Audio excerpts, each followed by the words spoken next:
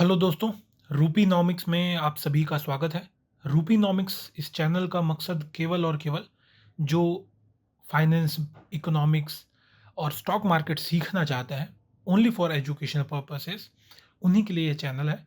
तो आप इसे देख सकते हैं। अलग-अलग चीज़ों पर हम इस पर बात करेंगे। तो चलिए शुरू करते हैं। उससे पहले अगर आपने रूपीनॉमिक्स को सब्सक्राइब नहीं किया है, तो इसे सब्सक्राइब कर लें। बेल आइकन का बटन दबा दें ताकि हर नोटिफिकेशन आप तक सबसे पहले पहुंचे। तो चलिए शुरू करते हैं। तो सबसे पहले हम लोग दोस्तों आ जाते हैं अपने निफ्टी 50 की स्क्रीन पर। अभी जैसा आप जानते हैं कि मार्केट में काफ़ी ज़्यादा अनसर्टेनिटी बनी हुई है। जीएसटी आने के बाद थोड़ा-सा माहौल में बदलाव हुआ है, लेकिन अभी मैं जहाँ भी जाता हूँ, तो जो भी इन्वेस्टर्स हैं या ट्रेडर्स भी हैं, वो पूछते हैं कि मार्केट में अभी आपको लॉन्ग टर्म में क्या लग रहा है? तो अगर लॉन्ग टर्म की हम लोग बात करें दोस्तों, तो अभी फ़िलहाल जो मार्केट चल रहा है, वो लगभग 24,712 पॉइंट्स पर चल रहा है। अब क्योंकि आपको पता है कि निफ्टी बीच में 25,000 भी निफ्टी ने छुआ था। लेकिन जो मार्केट है वो काफ़ी अभी चॉपी मार्केट है। वो up down, up down, up down, चाहे वो ट्रम्प का टैरिफ हो, चाहे वो जीएसटी का न्यूज़ हो, इसके कारण एक अनसर्टेनिटी बनी हुई है।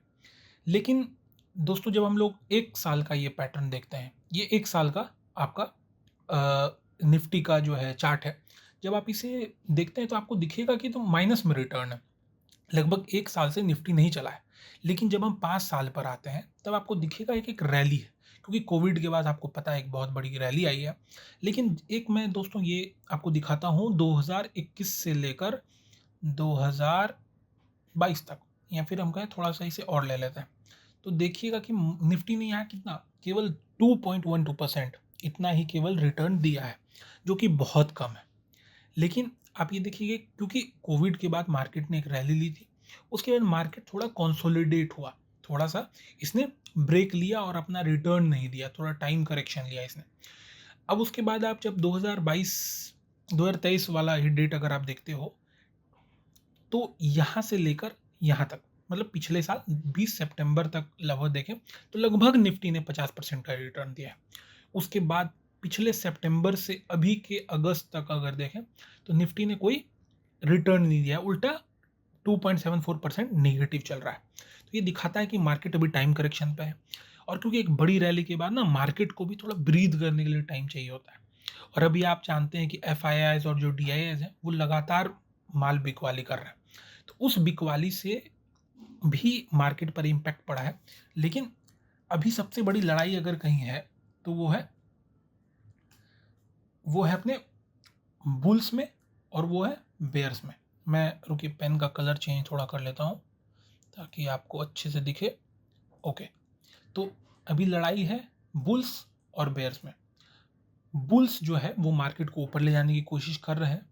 25,000 का लेवल भी उन्होंने ब्रेक किया था। पर बियर्स जो हैं वो लगातार बिकवाली कर रहे हैं।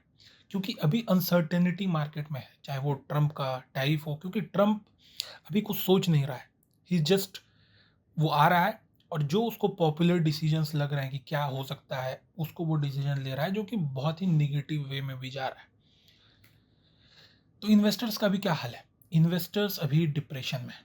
इन्वेस्टर्स अभी कुछ नहीं सोच पा रहे हैं। इन्वेस्टर्स को लॉस, उनका उनका जो, चाहे वो म्यूचुअल फंड का पोर्टफोलियो हो, चाहे वो उनका स्टॉक मार्केट का पोर्टफोलियो हो, वो सारा डाउन दिख रहा है।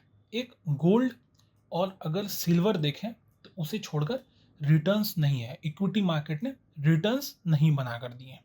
इसलिए जो इन्वेस्टर्स हैं वो काफ़ी चिंता में हैं। तो क्या किया जाए? क्योंकि बहुत सारे इन्वेस्टर्स मुझसे पूछते हैं कि हमें क्या करना चाहिए? तो सबसे बड़ी चीज़ जो है कि डोंट टाइम द मार्केट।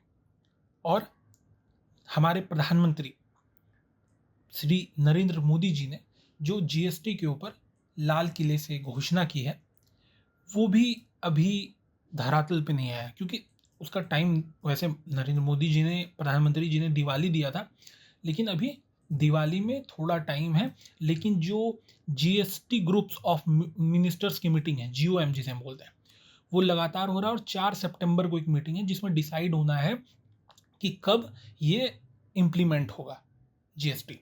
तो अभी फिलहाल मार्केट में अनसर्टेनिटी के कारण अभी कुछ भी नहीं कहा जा सकता है। लेकिन आपको यही एज ए इन्वेस्टर्स या एजुकेशनल पर्पज से यही बताऊंगा कि अभी आप मार्केट को टाइम ना करें, अभी मार्केट थोड़ा करेक्शन में है, थोड़ा वेट करें, थोड़ा मार्केट को वॉच करें, अपना जो कैश बैलेंस है, जो पोर्टफोलियो का कैश बैलेंस पोर्शन है उसको बढ़ाएं, उसको अभी अपने पास रखें। या जो अच्छे शेयर्स हैं, जैसे फॉर एग्जांपल एल है, चाहे वो इस तरह के बड़े ब्लू चिप शेयर्स हैं, उसमें आप पैसा डाल सकते हैं।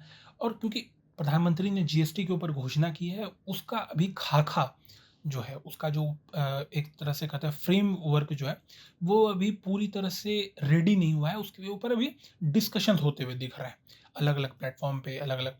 अभी जैसे ऑटोमोबाइल्स वालों ने भी अलग डिमांड रखा कि आप उसको अगर जीएसटी को पहले इंप्लीमेंट करेंगे दिवाली से, तो हमें बेनिफिट होगा। क्योंकि अभी अगर मान के लिए जीएसटी पर 28% से हट करके अगर वो 15% के स्लैब में आना है, 18% के सॉरी स्लैब में आना है, तो लोग क्यों खरीदेंगे दिवाली से पहले गाड़ी? वो दिवाली के बाद खरीदेंगे।